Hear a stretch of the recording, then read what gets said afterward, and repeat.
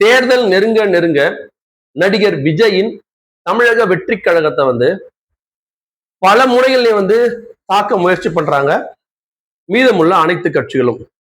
இதுல வந்து நம்ம விஜய் சாருக்கு வந்து நமக்கு விஜய் சாருடைய கட்சியில வந்து நம்மளுக்கு அவருடைய கொள்கை கோட்பாடுல நம்மளுக்கு பெரிய உடன்பாடு இல்லைன்னா கூட அவரை வந்து தொடர்ந்து ஃபாலோ பண்றதுக்கு வந்து பல மக்கள் வந்து இருக்கிறாங்க. அவரோட ரசிகர்கள் மீறி சில மக்கள் என்ன பண்றாங்கன்னா ஒரு மாற்றத்தை வந்து விஜய் வந்து மாற்றுவார் அப்படின்னு பொதுவாக அவங்களாம் வந்து ரொம்ப அவருடைய பேச்செல்லாம் கேட்க மாட்டாங்க. ஒரு புதுசா ஒரு ஆள் வராரு, அவர் நம்ம ஓட்டு போடுவோம், வீட்டுல என்ன பசங்க சொல்லி அவர் ஓட்டு போட்டு அவர் மாற்றம் ஆகும் அப்படின்னு சொல்லி மாற்றத்தை விரும்பும், எப்பவுமே மாற்றத்தை விரும்பும் மக்கள்ல சில பேர் வந்து இளையதளபதி விஜயனுடைய நம்மளுடைய தமிழக வெற்றி கழக தாவேக்காக ஓட்டு போடணுன்றத ரொம்ப பேர் வந்து மனதில் இருக்கிறாங்க. இது எல்லா அரசியல் கட்சிகளுக்கும் தெரியும். இந்த சினிமாக்காரன் எல்லாம் ஒண்ணு கூட்டா என்ன பண்ணுவான், புதுசா ஒருத்தன் வந்து உள்ளோட விட மாட்டான். அதே மாதிரி அதுவே அப்படின்னா இந்த அரசியல் இருக்கிறவங்க எல்லாம் என்ன பண்ணுவோம், அரசியல் கட்சி தலைவர் எல்லாருமே என்ன பண்றாங்க, இவரை உள்ள விட்டுட்டா டேஞ்சர் நமக்கு அப்படின்னு சொல்லிட்டு எல்லாருமே வந்து விஜயை வந்து கங்கணம் கட்டி எப்படின்னா கட் பண்ண ட்ரை பண்றாங்க. இப்போ விஜய் வந்து ஒரு சாதாரண நடிகரா இருந்தா பரவாயில்ல, ரஜினிகாந்த் சாருக்கு அப்புறமா அஜித் சார் விஜய் சார் ரெண்டு பேரும் மோரார்லெஸ் தமிழ்நாட்டை பொறுத்தவரைக்கும் ஈக்குவல் தான். மற்ற மாநிலங்கள்ல வந்து விஜய் சார் ரொம்ப ஃபேன் பேஸ் ஜாஸ்தி. அது வந்து நம்ம தமிழ்நாட்டு தான் ஒரு நிக்கிறாரு எலெக்ஷன்ல, ஸோ அதை நம்ம கன்சிடர் பண்ண வேண்டிய அவசியமே இல்லை. தமிழ்நாட்டுக்குள்ள பாத்தீங்கன்னு சொல்லி சொன்னா எப்படி பார்த்தா விஜய்க்கு மேல அஜித் வந்து ஒரு சில பாயிண்டா வந்து அவர் கொஞ்சம் அதிகமா தான் இருப்பார். இருந்தா கூட அரசியல் அப்படின்னு வரும்போது அஜித் சார் அரசியலுக்கு வரல, ஸோ விஜய் சார் அரசியலுக்கு வராரு. அப்ப அந்த ரசிகர்கள் வந்து ஓரளவுக்கு வந்து கண்டிப்பா ஓட்டு போடுவாங்க. ஆனா அது யாரை பாதிக்குமோ அந்த பாதிக்க கூட என்ன பண்ணுவாங்கன்னா கண்டிப்பா தாவேக்காவை எதனா ஒரு வகையில வந்து மட்டம் தட்டணும், அசிங்கப்படுத்தணும், அவமானப்படுத்தணும் சொல்லி எத்தனா ஒரு அரசியல் ரீதியா வந்து முயற்சி பண்ணிட்டே இருப்பாங்க. ஆல்ரெடி ஜனநாயகன் படத்தை வந்து வெளில ரிலீஸ் பண்ணாம தேவையில்லாத ஒரு வேலை பண்ணாங்க. அது படம் வந்து போயிட்டு அதோட வேலையை முடிஞ்சு போயிட்டு இருக்கோம். ஜனவரி 9 படம் வந்ததுன்னா என்ன ஒரு 15 நாள் 20 நாள் தான் இப்ப எந்த படமா இருந்தாலும் 9 19 29 முடிஞ்சு போயிடும். பிப்ரவரி மார்ச் ஏப்ரல் மேனு எலெக்ஷன் வந்து 4 மாசம் முன்னாடி அந்த பேச்சு இல்லாம போயிருக்கும். இப்பயுமே அந்த பேச்சு பத்தி எதுவும் வரல. இந்த படத்தை விடுவாங்களா விட மாட்டாங்களான்னு சொல்லி தெரியல. அதை பத்தி விஜய் சார் வந்து அதுலயே வந்து அஃபெக்ட் ஆக ஆரம்பிக்கிறாரு. அது ஒரு பக்கம் போகுது.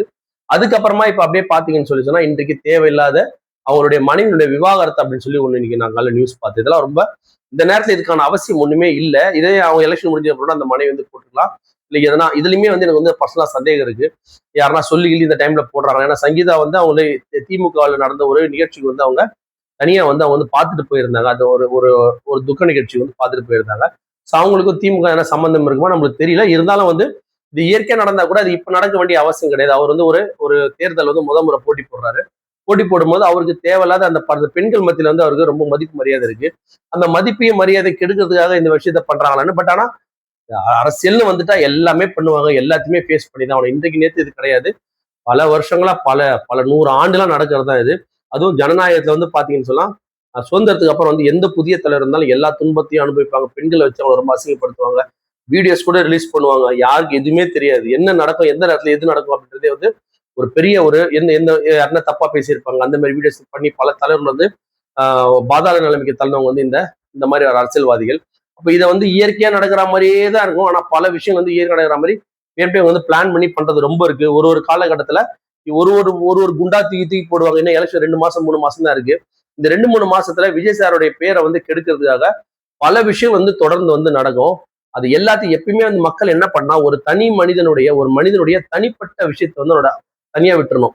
அவன் அரசியல் வாழ்க்கைன்றது பொது வாழ்க்கை. பொது வாழ்க்கையில என்ன சரி பண்ணா என்ன தப்பு பண்ணா, எல்லாருக்கும் எல்லா குடும்பத்திலையுமே வந்து சில தவறுகள் இருக்கலாம், நிறைகள் இருக்கலாம். அதை வந்து நம்ம பொது வாழ்க்கைக்கு வரும்போது அதை என்ன பண்ணக்கூடாதுன்னா ஒரு கன்சிடரா எடுக்காம மக்கள் தான் வந்து கொஞ்சம் கொஞ்சம் கொஞ்சம் யோசிச்சு கொண்டு இதை ஒரு கன்சிடர் பண்ணாம அவரோட கொள்கை நல்லா இருக்கா, கோட்பாடு நல்லா இருக்கா, அவர் நல்லா பேசுறாரா பேசலையா, மக்களுக்கு என்ன பண்ணுவாரு, அரசியல் மக்களுக்கு பண்றதா அரசியல், அந்த அரசியலை ஒழுங்கா பண்றாரா, அதை ஒழுங்கா செய்யறாரான்னு பார்த்து விஜய் சாருக்கு ஓட்டு போடுங்க.